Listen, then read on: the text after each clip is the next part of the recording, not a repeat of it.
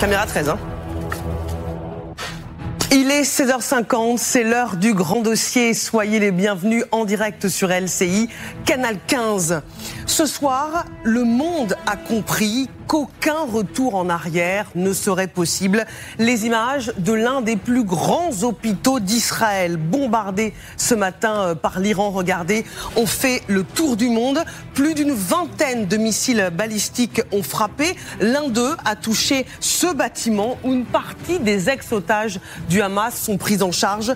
Comment expliquer que le bouclier israélien n'ait pas empêché une telle attaque ? Y a-t-il une faille, des failles dans le dôme de fer ? C'est ce que nous verrons, carte et images à l'appui, avec le colonel Goya dans un instant. Les Israéliens organisent désormais une riposte sans merci. Une opération terrestre, donc au sol, pour détruire ce site nucléaire ultra secret de Fordo, construit en profondeur dans les montagnes et planifié par un commando d'élite, alors que les États-Unis pourraient eux-mêmes frapper ces installations ultra stratégiques. Selon le Wall Street Journal, Donald Trump aurait donné hier soir son aval au plan d'attaque américain contre l'Iran, une intervention qui pourrait changer le cours de la guerre. Nous verrons où et quand les Américains pourraient frapper. Hôpital bombardé, jusqu'où ira la vengeance d'Israël ? C'est la question du grand dossier ce soir. Personne ne sera épargné, promet Benyamin Netanyahou, qui s'est rendu sur les lieux de l'attaque.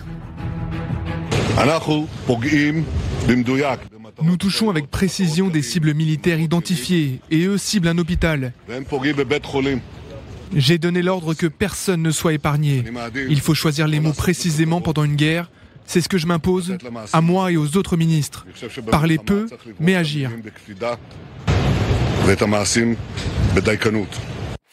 L'hôpital avait reçu l'ordre d'évacuer, car les renseignements israéliens savaient que l'Iran allait frapper là, mais l'onde de choc a été si violente que des patients déplacés ont quand même été blessés. Plus d'une vingtaine de missiles balistiques ont frappé Israël ce matin et l'un d'eux a touché ce bâtiment hospitalier à Beersheva. Regardez.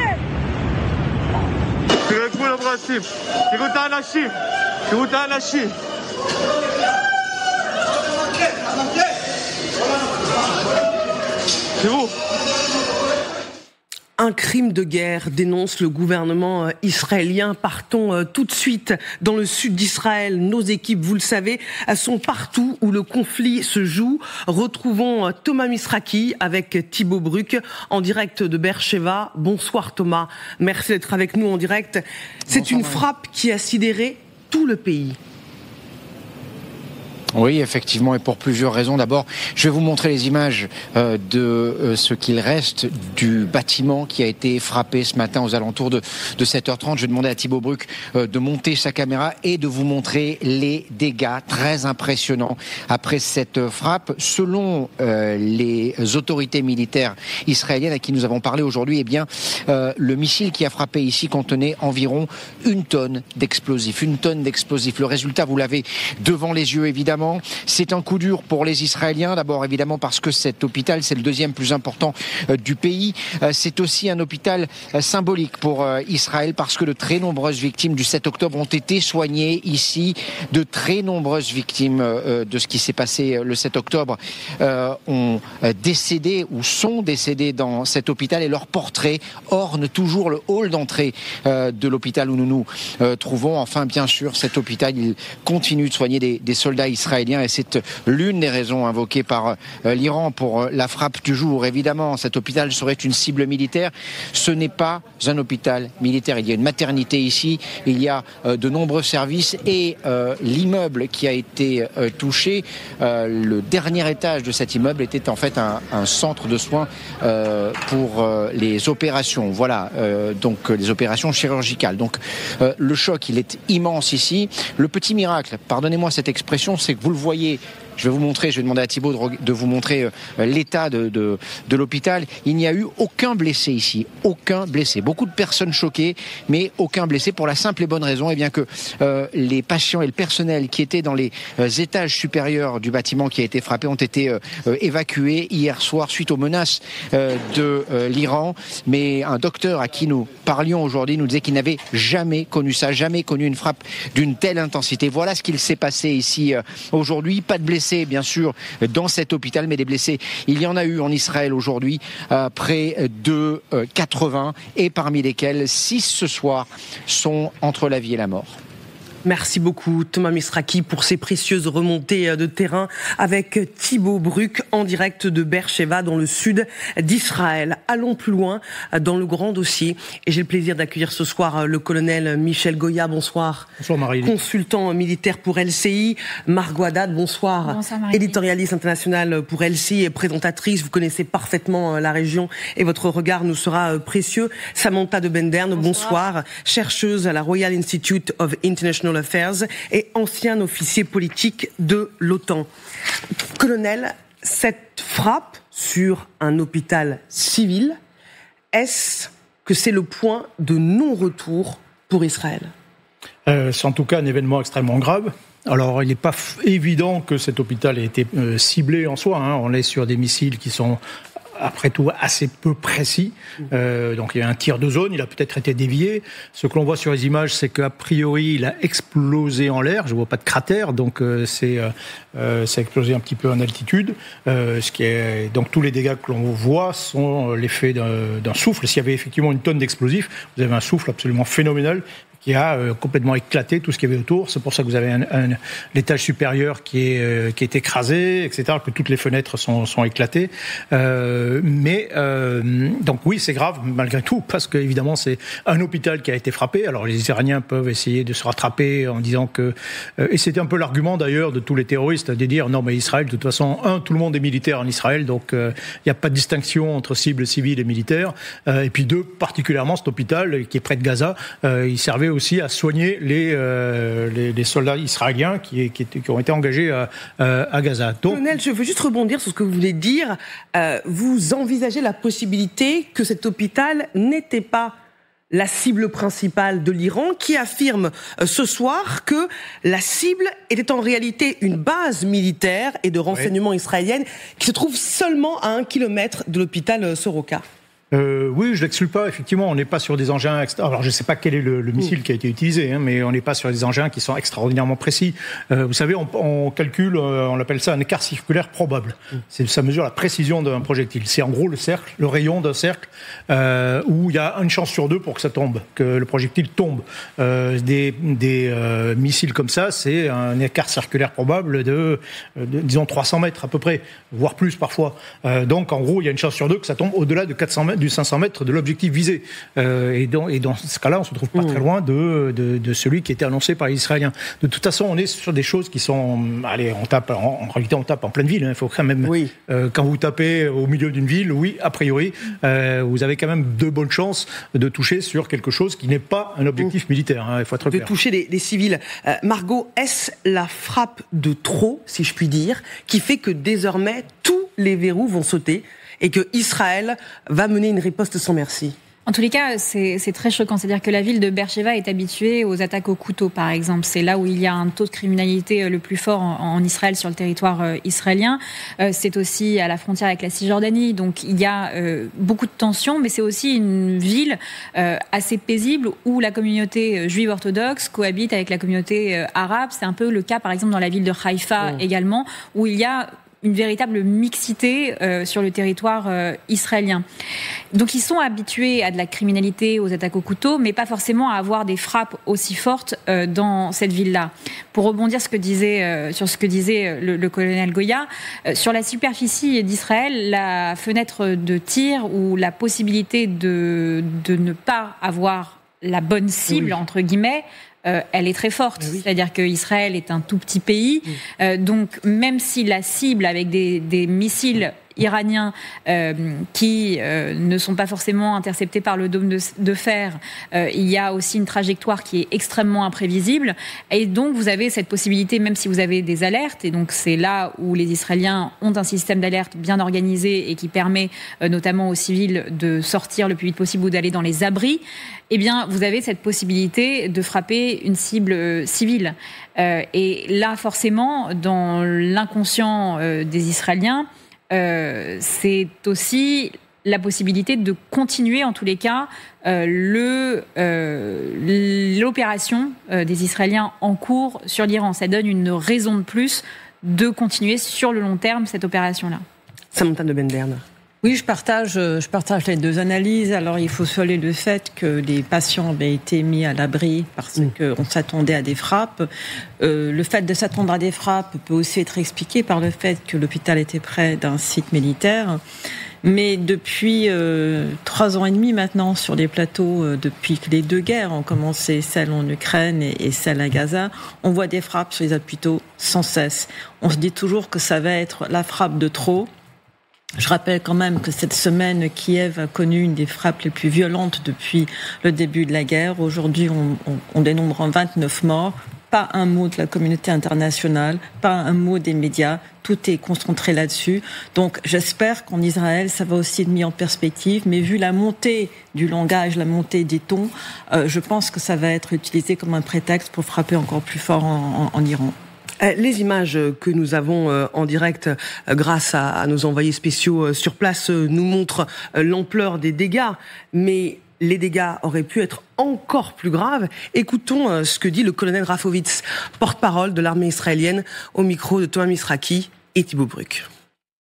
Heureusement, hier soir, les chefs de clinique et les médecins avaient décidé d'évacuer les malades à cause de la situation. Ce que je peux vous dire, c'est qu'on a évité un massacre où peut-être entre 600 et 1000 personnes auraient pu être touchées, blessées, voire tuées par cette frappe extrêmement importante d'un missile balistique iranien.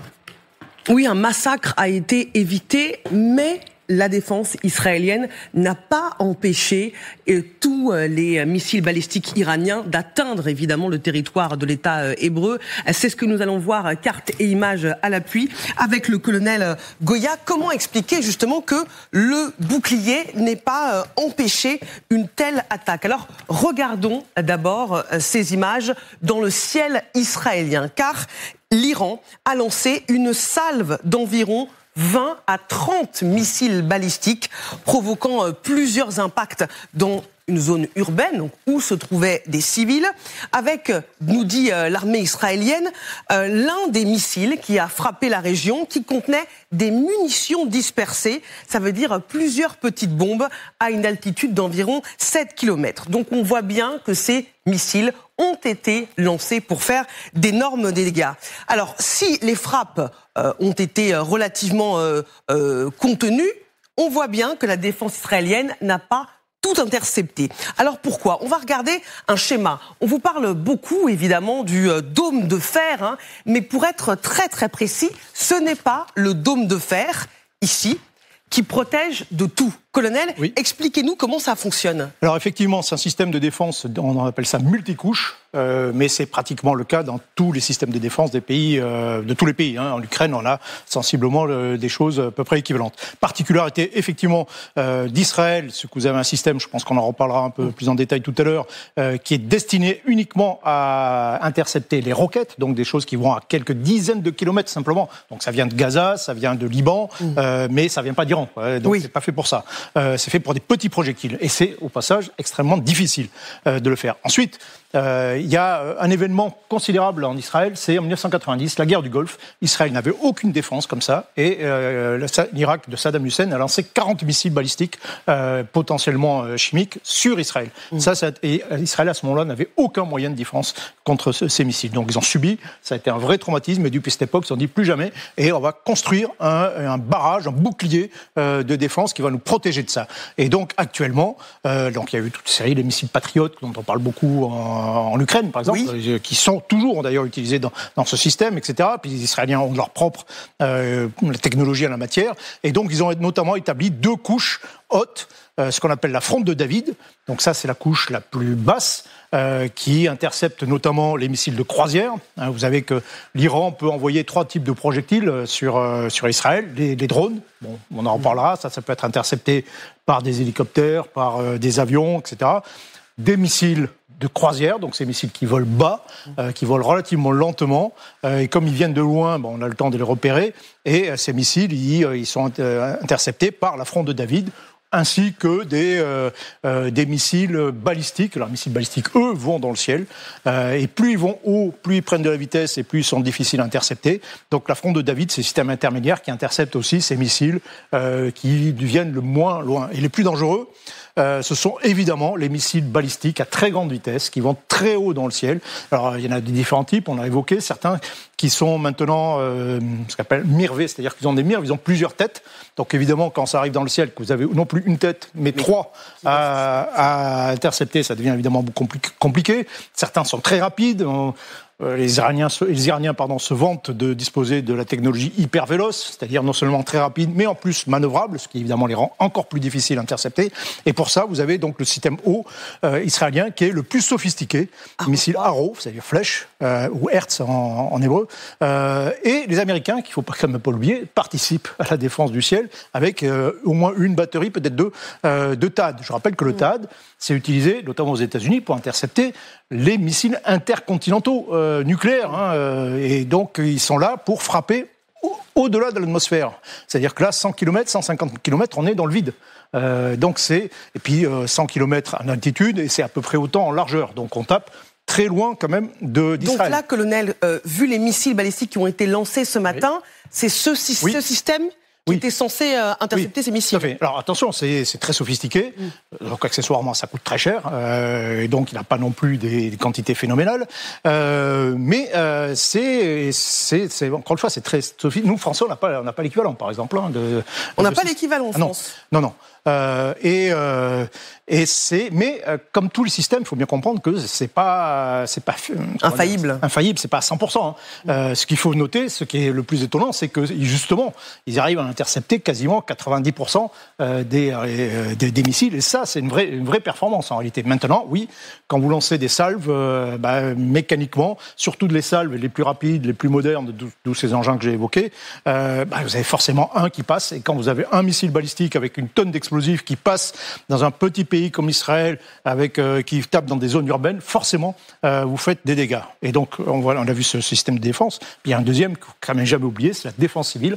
C'est-à-dire que les Israéliens sont quand même très bien organisés, avec un système d'alerte, de protection, qui fait que même si ça passe, on arrive un peu à limiter les dégâts, comme ça a été évoqué tout à l'heure. Est-ce qu'on peut voir très concrètement, parce qu'on parle du dôme de fer, ça peut paraître un petit peu énigmatique. Là, on a fait un schéma. Donc là, il y a des radars qui repèrent le missile avant de frapper, colonel. C'est ça. Alors, il y a une deuxième date importante dans l'histoire d'Israël, c'est 2006, c'est la guerre contre le Hezbollah. Donc, dans un premier temps, je l'ai dit, ils ont mis en place leur système de défense du ciel très, très, très sophistiqué, puis ensuite ils sont aperçus, notamment en 2006 contre le Hezbollah au Liban, que le Hezbollah était capable d'envoyer 4000 roquettes sur le nord d'Israël, et que les Israéliens, c'est tout petit ces engins, c'est des roquettes, c'est éventuellement même des obus, des mortiers, enfin des trucs qui vont pas très, très loin, qui sont assez rudimentaires, mais c'est tout petit, et c'est très près, il y a quelques minutes de vol. Donc c'est très difficile à intercepter. encore une fois, nous non plus, nous ne sommes pas capables de le faire. Et donc, après la guerre de 2006, les Israéliens ont remis sur l'atelier un vieux programme qui est le programme d'hommes de fer. Effectivement, ils ont réussi, techniquement c'était assez prouesse, alors financé par les Américains, aidé par les Américains, il ne faut pas l'oublier, à mettre en place un système qui est assez unique au monde pour l'instant. Alors vous voyez les 3 éléments. Alors le premier élément, c'est un radar, bon, c'est assez classique, qui repère les plus d'objets. Vous avez les missiles qui vont les intercepter, et ce qu'il y a entre les deux, c'est le plus intéressant, c'est le calculateur. Donc que fait cette machine ? Ici. Voilà, il regarde tout ce qu'il y a dans le ciel, donc généralement il n'y a pas qu'un, voilà, il n'y a pas qu'un objet, mais il y en a plusieurs qui sont arrivés en même temps. Il calcule leur trajectoire, et il met de côté celles qui tomberont dans le vide, parce que c'est pas très précis ces trucs, donc celles qui tomberont sur rien, et donc là il les ignore, et il donne des ordres aux missiles qui iront taper sur uniquement ceux qui sont dangereux, parce que là aussi il n'y a pas non plus, ça coûte cher d'utiliser des missiles sophistiqués pour frapper des roquettes à très bas coût, et il n'y a pas non plus une quantité illimitée, donc on sélectionne. C'est ça qui est intéressant, c'est que on calcule vraiment la trajectoire de la menace, et on ne tape que ceux qui sont véritablement dangereuses. Là aussi, ça ne marche pas à 100%, mais c'est quand même redoutablement efficace. On voit, grâce à vous, concrètement, comment fonctionne le dôme de fer. Vous restez avec nous, évidemment, colonel, et vous qui nous regardez en direct dans le grand dossier, car Israël organise désormais une riposte sans merci, une opération au sol en Iran pour détruire le site nucléaire de Fordo, construit en profondeur dans les montagnes iraniennes et planifié par un commando d'élite. Où et quand Israël pourrait frapper, c'est ce que nous verrons. Et on parlera également des États-Unis, car Trump aurait validé hier soir des plans d'attaque américains contre l'Iran, une intervention qui pourrait changer le cours de la guerre. C'est ce que nous verrons avec Gérard Longuet, ancien ministre de la Défense, qui va nous rejoindre. À tout de suite dans le grand dossier.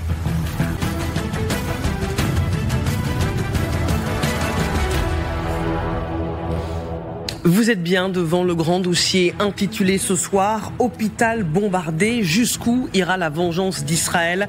Après la frappe qui a en partie détruit l'un de ses plus grands hôpitaux, Israël met au point, grâce à un commando d'élite, une opération au sol en Iran pour détruire le site nucléaire ultra stratégique de Fordo, construit en profondeur dans les montagnes, alors que les Américains eux-mêmes pourraient frapper ces installations stratégiques.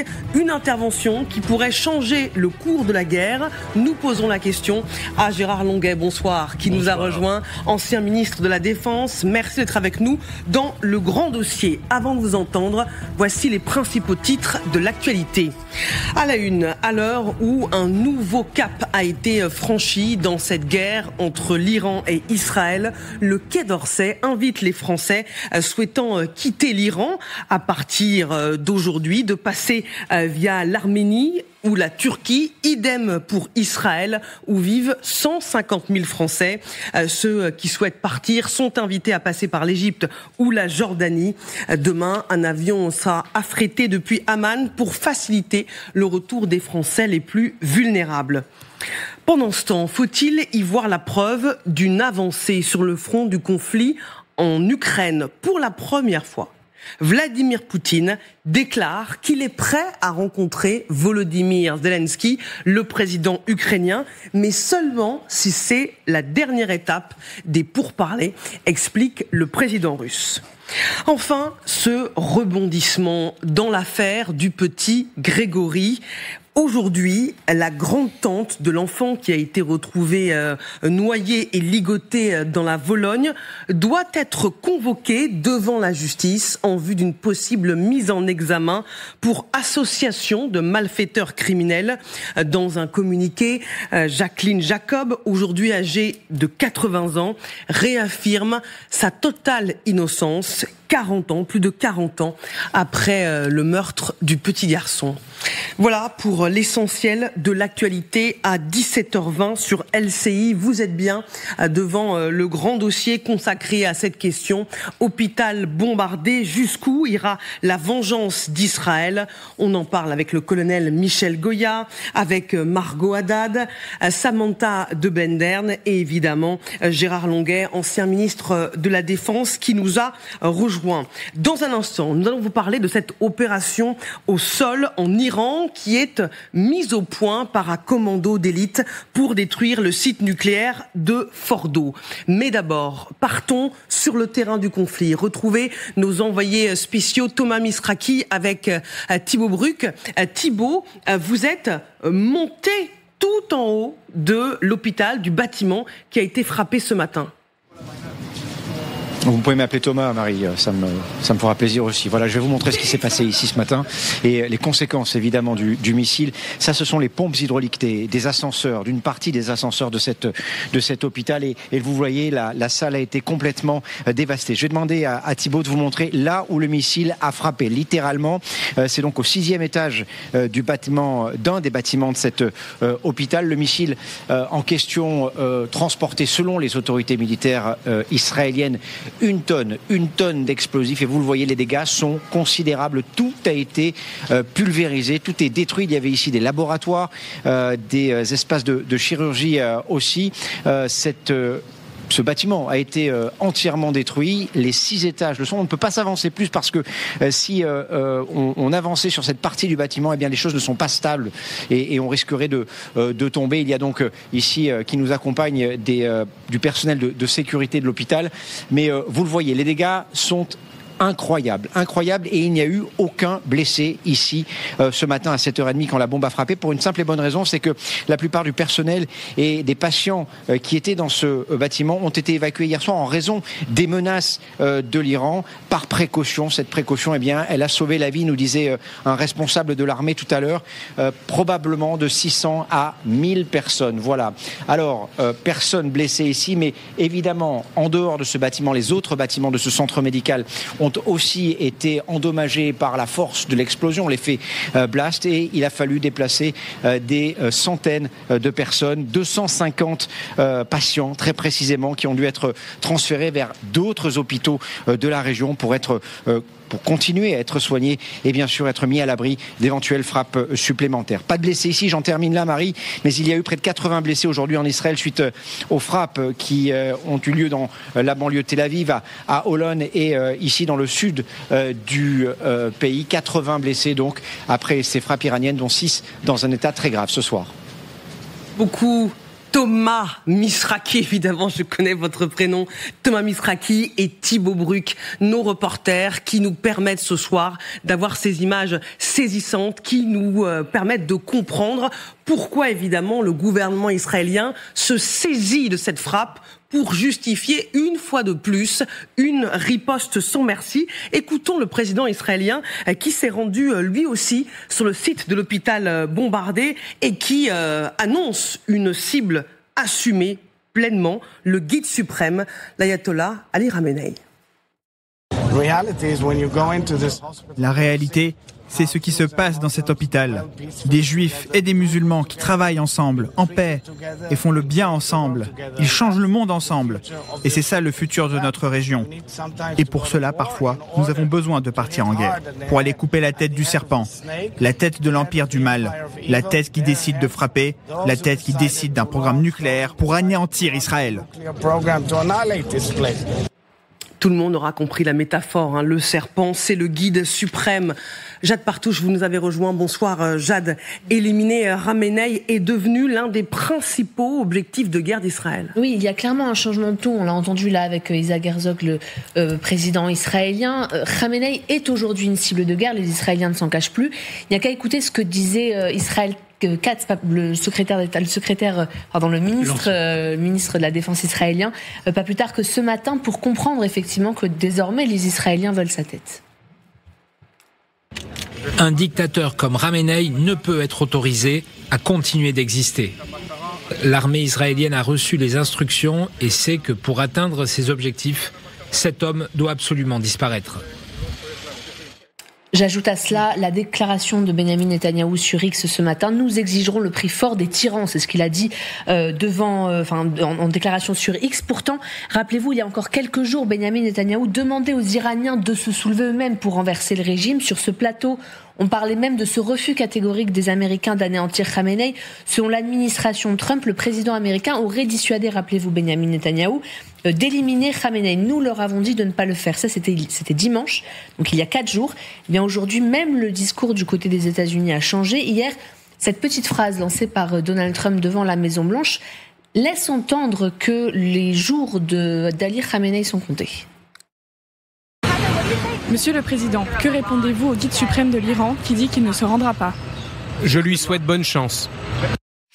D'autant que, selon Washington, les États-Unis savent précisément où se trouve le guide suprême. C'est une cible facile, a dit Donald Trump mardi. Le neveu de Khamenei, qui était justement l'invité du grand dossier hier, allait exactement dans le même sens. Écoutez. Dans toutes les situations, il est possible de l'éliminer, même de l'intérieur. On sait très bien que Mossad et les forces d'Israël ont des personnes très proches de Khamenei et des pasteurs. Donc ils peuvent l'éliminer. Un cible facile, encore faut-il le trouver. Oui, alors hier justement, le neveu d'Ali Khamenei disait que son oncle se trouverait potentiellement à Mashhad. Alors on est à l'extrême est du pays. Selon certains, il se cacherait effectivement ici avec son fils, Mojtaba Khamenei, qui est pressenti pour prendre la succession.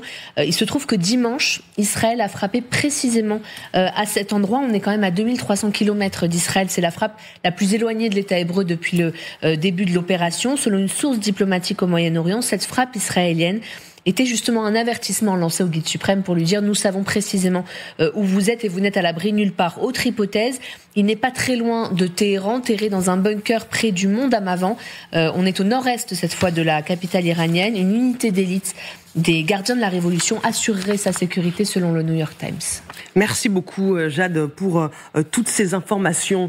Colonel, je rebondis sur ce qu'on vient de dire avec Jade. On nous parle de cible facile, mais est-ce un objectif de guerre réaliste ? Je ne sais pas si c'est facile en fait, probablement pas.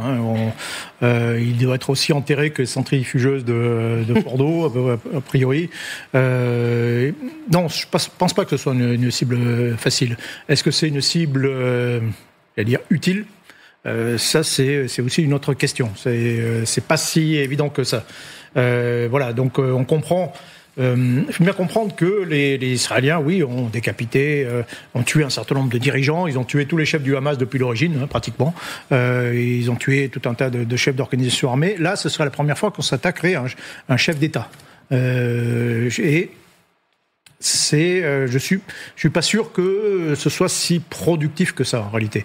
Alors on sent bien, il y a toujours cet aspect talion, vengeance, escalade, mais voilà, dès qu'on sort, quand on frappe, quand on sort des frappes militaires sur les objectifs militaires, quand on commence à attaquer, faire des frappes politiques, on rentre dans un champ qui est quand même beaucoup plus complexe et beaucoup plus aléatoire. Vous m'offrez une parfaite transition pour interroger l'ancien ministre de la Défense Gérard Longuet.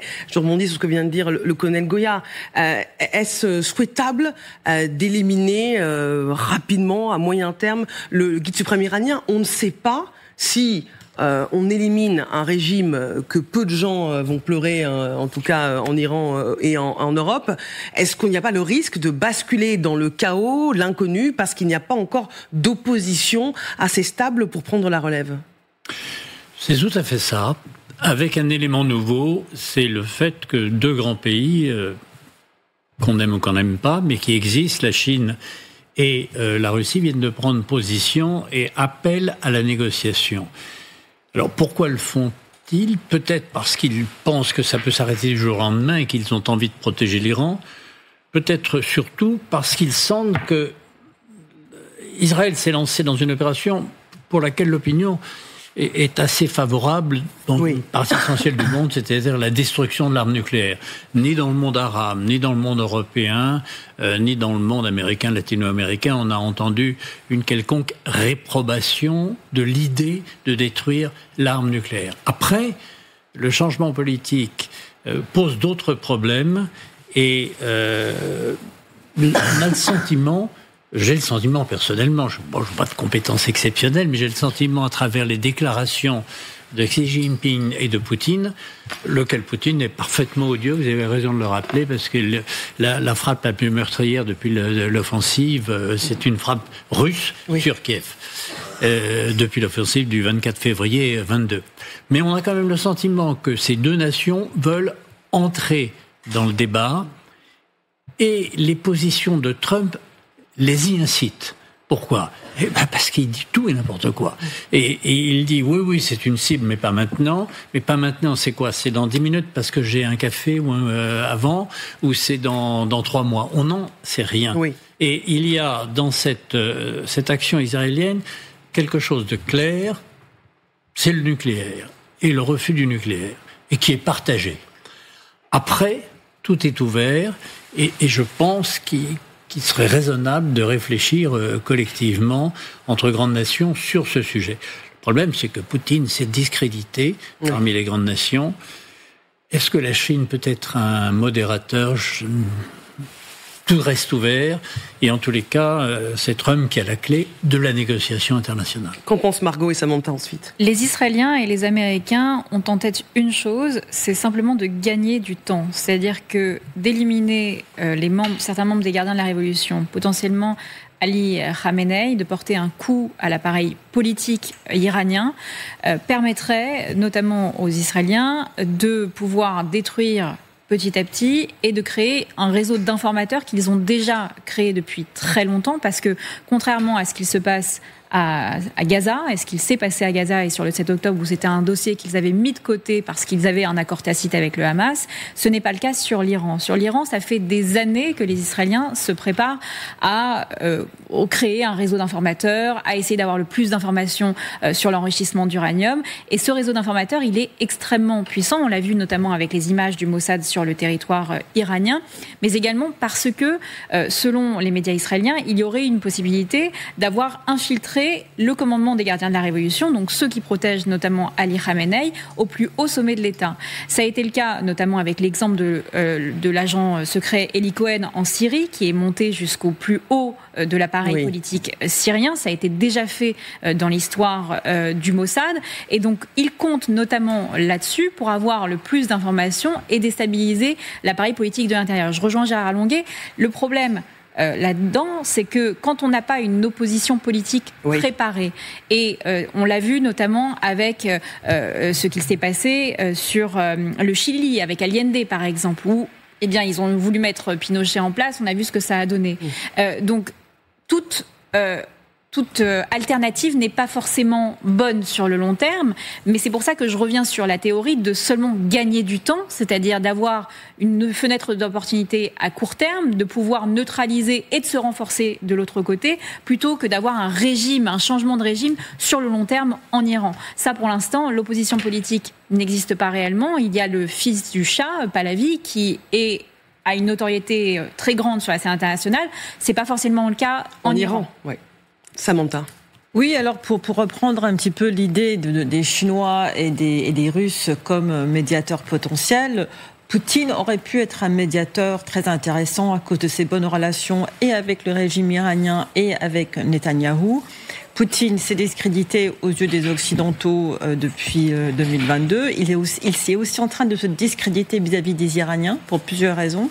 Les Iraniens et les Russes ont signé un traité de coopération dans le domaine de la défense en début de cette année.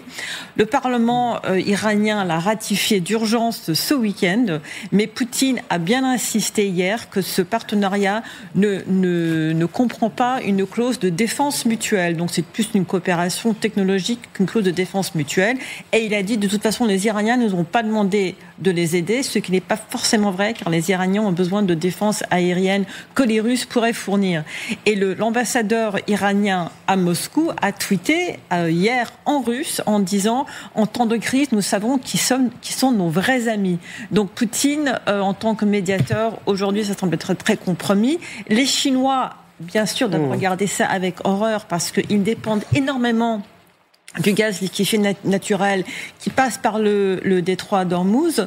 82% des exportations de gaz liquéfié naturel qui passent par Ormuz vont vers l'Asie et principalement vers la Chine et un petit peu vers le Japon. Donc pour les Chinois qui sont déjà en train de subir la pression des droits de douane de Donald Trump, une éventuelle action des Iraniens sur le détroit d'Ormuz serait absolument catastrophique pour leur économie. Donc on peut comprendre que ces deux grands essayent de faire pression sur l'Iran de ce côté-là. Oui. Les Européens, eux, sont peut-être les seuls potentiels à faire pression sur Trump. Et une dernière petite chose sur les Britanniques. Les B2 qui sont peut-être ou pas à Diego Garcia, donc cette île qui appartient à l'île Maurice, mais qui est sous contrôle encore administratif britannique et que les Royaume-Uni défend, les Britanniques devraient donner leur autorisation pour que cette base soit utilisée pour le décollage des B2. Et aujourd'hui, le procureur général du Royaume-Uni est en train d'étudier la légalité de cette potentielle autorisation. Donc là, on va voir si vous avancez très vite, encore plus vite que moi, parce que justement, c'était le sujet des opérations justement sur le site nucléaire de Fordo. Je vous le disais, Israël organise désormais une riposte sans merci. C'est ce qu'on va voir devant le grand écran avec vous, colonel. On va regarder d'abord très rapidement. Excusez-moi, les principales frappes depuis vendredi, elles sont représentées par tous ces points rouges. On voit bien que ce sont des attaques massives à l'ouest, mais aussi jusqu'à l'est de l'Iran, à Mashhad. C'est ce que nous disait Jade tout à l'heure. Ils frappent dans tous les domaines. Politique, militaire, nucléaire. Alors voyons d'abord ensemble les cibles militaires qui sont représentées ici en bleu. C'est là où il y a le plus de défense aérienne et le plus d'entrepôts, Tabriz, Téhéran et Kermanshah. Et quand on zoome donc à l'intérieur évidemment de ce qui se cache en surface, on voit des caches de production de missiles, des entrepôts. C'est ce que vous allez voir quand on va vraiment zoomer en dessous de ces bâtiments. Colonel, le but, c'est d'affaiblir la force de frappe de l'Iran en s'attaquant à ces stocks.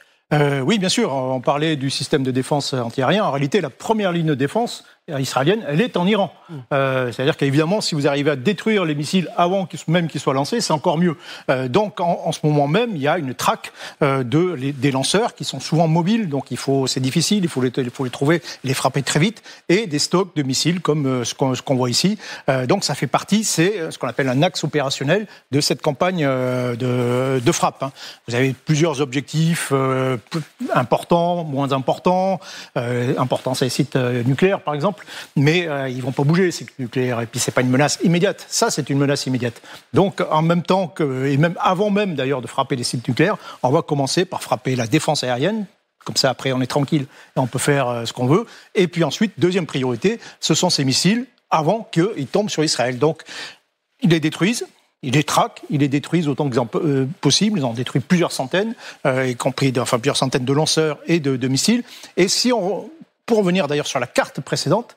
on peut la remontrer, les cibles bleues. Non, même avant. La toute première. La toute première. On va la revoir de toutes les frappes en fait qui sont menées par Israël depuis vendredi. Vous voyez bien que ces frappes, elles sont quasiment toutes dans l'ouest du pays. Oui. Mais ça a pour effet aussi d'obliger les Iraniens à déplacer une partie de leur arsenal à l'est, pour éviter qu'ils soient frappés simplement. Mais ça veut dire très concrètement que tous les missiles qui avaient un peu de difficulté à arriver, qui étaient en limite de portée sur Israël, ne peuvent plus tirer sur Israël. C'est-à-dire que non seulement on les tape, mais en plus on les éloigne et on éloigne la menace d'une certaine façon. C'est la raison pour laquelle, entre autres, vous avez en réalité de moins en moins de missiles iraniens qui sont lancés sur Israël, et il y en aura probablement de moins en moins avec le temps. Alors avançons avec la carte qui nous montre les cibles politiques qui sont représentées, le ministère de la Justice, le ministère de la Défense, des Affaires étrangères, vous voyez tout au nord, ou encore la télévision d'État. Mais la cible principale reste évidemment les sites nucléaires. Alors, on a mis en jaune les principaux sites visés par Israël, Téhéran, Fordo, on va évidemment y revenir parce que c'est le site ultra stratégique dont on parle, Natanz qui a été frappé, Ispahan ou encore Arak. Et on va s'arrêter justement sur le site d'Arak que Tsahal a frappé la nuit dernière. Alors le réacteur à eau lourde d'Arak, qui est situé à 250 km de Téhéran, a été frappé, visé. La frappe a été menée pour empêcher l'utilisation du réacteur pour développer des armes nucléaires. Les avions de combat ont pris pour cible l'installation d'Arak et le joint du cœur du réacteur afin d'empêcher qu'il ne soit utilisé pour produire du plutonium, parce que c'est le plutonium qui inquiète évidemment beaucoup les Israéliens, colonel. Effectivement, ça c'est pour le plutonium, les centrifugeuses c'est pour l'uranium 235. Et alors c'est, à ma connaissance, c'est la 3e fois que les Israéliens frappent sur un réacteur. Il y a eu Osirak en Irak en 1981, si je me souviens bien. Il y a eu Der Herzog en Syrie en 2007. Il y avait un autre projet mystérieux aussi dans cette région où au passage se trouvaient des Nord-Coréens. On n'en parle jamais, mais les Nord-Coréens sont quand même un allié de l'Iran et ce sont eux qui sans doute l'aident dans son programme nucléaire. Et donc vous avez ce 3e site. Alors d'un point de vue strictement militaire, c'est pas très compliqué, c'est à ciel ouvert. C'est relativement, on le voit, c'est relativement facile à frapper. Alors il n'était pas en activité, évidemment, pour éviter toute menace de rejet, mais c'est quand même une cible assez délicate. Mais encore une fois, vous avez 2 sites d'enrichissement d'uranium, donc Fordo, Natanz, et 3 autres sites qui sont plutôt, on va dire, des sites de recherche et des sites d'appoint dans le programme nucléaire. Et tous doivent être frappés, évidemment, le plus possible pour pouvoir casser ce programme de manière véritablement décisive. Merci beaucoup, colonel. On poursuit ce débat avec Gérard Longuet, l'ancien ministre de la Défense, dans un instant, parce qu'évidemment, le temps nous est compté. Et on va parler de cette opération terrestre envisagée, préparée par Israël sur le site ultra secret de Fordo. Vous nous en parlez déjà il y a quelques jours, colonel Goya. Un commando terrestre pourrait infiltrer évidemment les tunnels du site nucléaire pour le détruire. C'est ce qu'on va voir dans un instant dans le grand dossier. À tout de suite.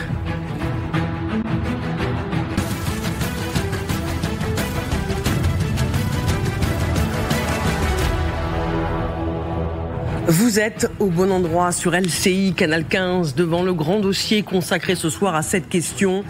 Hôpital bombardé, jusqu'où ira la vengeance d'Israël à l'heure où le gouvernement israélien, précisément l'armée, met au point, grâce à un commando d'élite, une opération au sol en Iran pour détruire le site nucléaire de Fordo.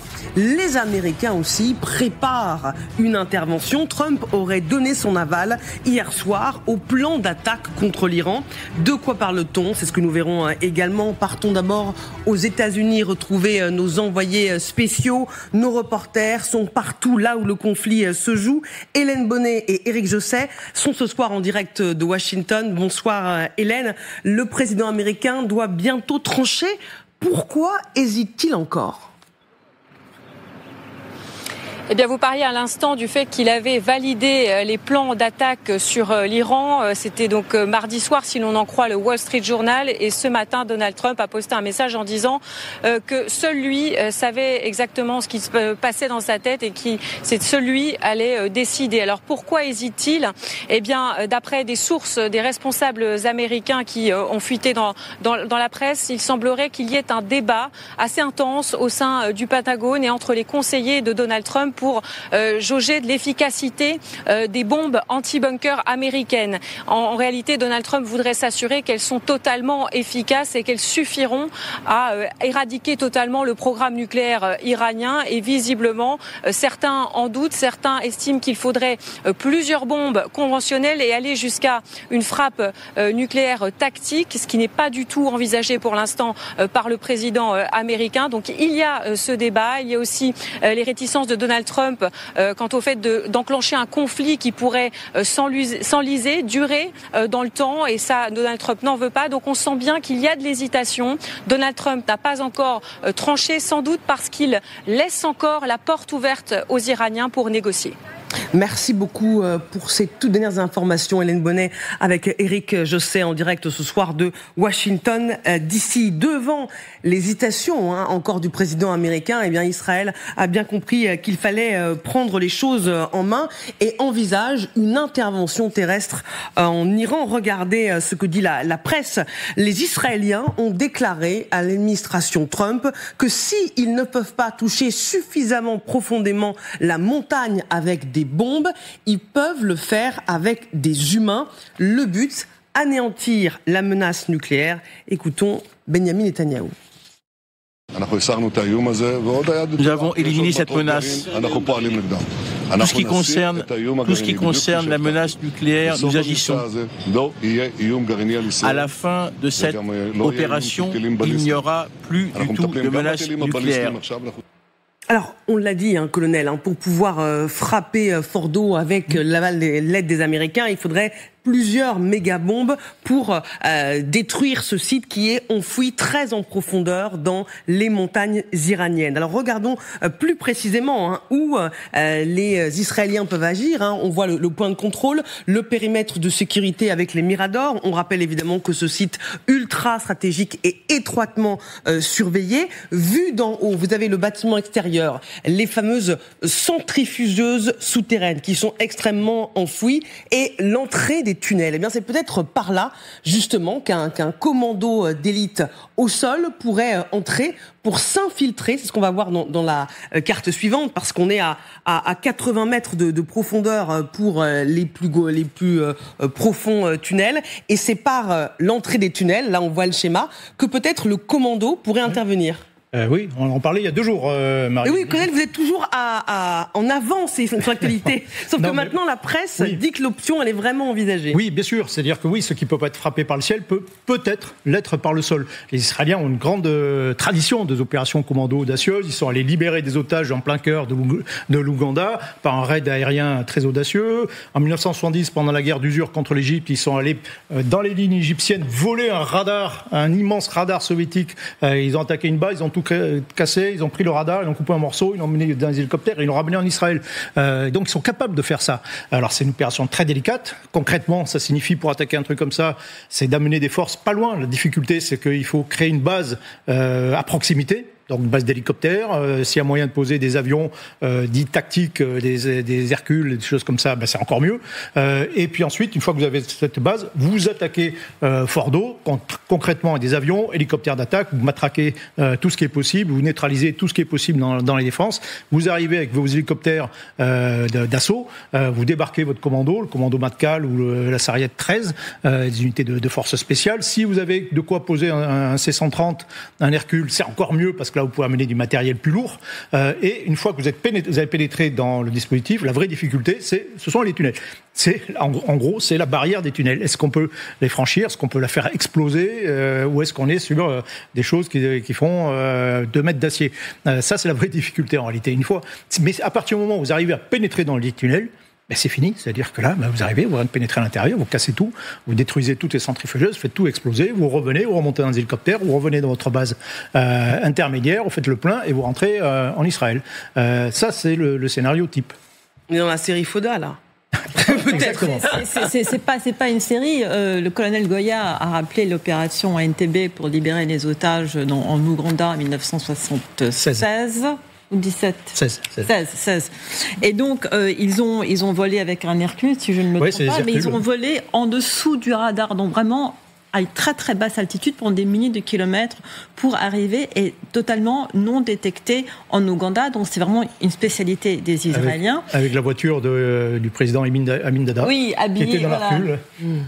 Mais aussi par rapport aux Américains et à une éventuelle aide des Américains, les Américains étudient depuis 2006 des façons dont Fordo pourrait être neutralisé, et ils ont envisagé des cyberattaques qui pourraient faire une partie de la neutralisation, parce que les Américains, déjà en 2006, voulaient éviter l'utilisation d'une bombe et de matériel militaire américain pour éliminer cette base. Donc si vous voulez, c'est une question qui n'est pas nouvelle et qui a été étudiée depuis des dizaines d'années. Donc si les Israéliens ont un plan, on peut s'imaginer qu'il a été étudié et perfectionné depuis extrêmement longtemps.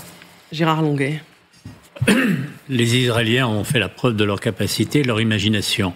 Maintenant, quand vous mettez des hommes à terre, ce qui serait le cas, vous ne savez pas exactement jusqu'où vous serez obligé d'aller.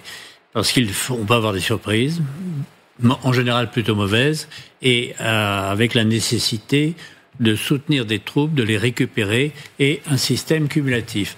Alors j'imagine qu'il y a un débat actuellement entre, en effet, une intervention aérienne américaine qui ne réglera vraisemblablement pas la neutralisation du site d'enrichissement, et une intervention humaine qui, si elle aboutit, donne la certitude de repousser sine die ad vitam aeternam la perspective de l'enrichissement. Mais vous avez montré la carte, c'est une affaire qui est prévue par les Iraniens. On peut imaginer que ce sera plus compliqué que libérer les otages sur un aéroport ougandais. La dernière fois que c'était tenté en Iran, c'était en 79, c'était les Américains, c'était un fiasco complet. C'est d'ailleurs étudié comme l'opération type réunissant tout ce qu'il ne fallait pas faire. Le modèle à éviter. Exactement. Margot, si les Israéliens envisagent cette intervention terrestre, c'est parce qu'ils se disent il faut qu'on ait un plan si les Américains, finalement, ne nous donnent pas ces méga-bombes pour frapper Fordo. C'est aussi d'avoir une opération contenue, c'est-à-dire qu'on cible et on s'arrête autour de Fordo, qui est, avec Natanz, l'un des plus gros sites d'enrichissement d'uranium. Donc c'est vraiment de se concentrer sur une cible spécifique et de se limiter à ça. Et justement, on parle d'envoyer des hommes, mais dans un endroit particulier, spécifique, limité. Ce n'est pas de déployer non plus l'armée israélienne sur le territoire iranien, qu'on soit bien clair avec nos téléspectateurs là-dessus. Mais forcément, mais je reprends une phrase de Bruno Tertrais qui, pour moi, résume un peu la situation. La logique d'engrenage n'est pas forcément automatique. Et ça, c'est quelque chose qu'il faut vraiment avoir en tête. C'est-à-dire qu'on n'est pas obligé de rentrer dans la logique d'engrenage. Elle ne se fera pas forcément. Et si on reste dans une opération limitée qui permet d'éviter, alors même si beaucoup d'experts sur le nucléaire s'accordent à dire qu'il y a très peu de risques de radioactivité parce que l'uranium iranien, ce serait l'uranium 235, 238 et les particules retomberaient très rapidement, c'est aussi d'avoir ça en tête et d'éviter ce type d'opération possible. Gérard Longuet, je voyais réagir. Neutraliser l'enrichissement, c'est un objectif que chacun comprend et que l'immense majorité des nations du monde acceptent parce que c'est un élément de sécurité et c'est une leçon donnée à tous ceux qui aimeraient la prolifération d'armes nucléaires dans le monde. Donc il y a un soutien total. Il faut réussir. Est-ce que cette réussite, est-ce que la mort de Khamenei joue un rôle ou non dans cette perspective? Parce que si on détruit le site avec un régime qui reste le même, on peut penser que les mêmes causes produiront les mêmes effets un peu plus tard. Donc il faut sans doute faire les deux. C'est-à-dire, par sécurité, neutraliser le site, et pour le moyen et long terme, faire en sorte... La crainte du Seigneur est, paraît-il, le commencement de la sagesse. Le prochain guide sera peut-être plus réfléchi que l'actuel. Merci à toutes et à tous d'avoir participé à ce grand dossier.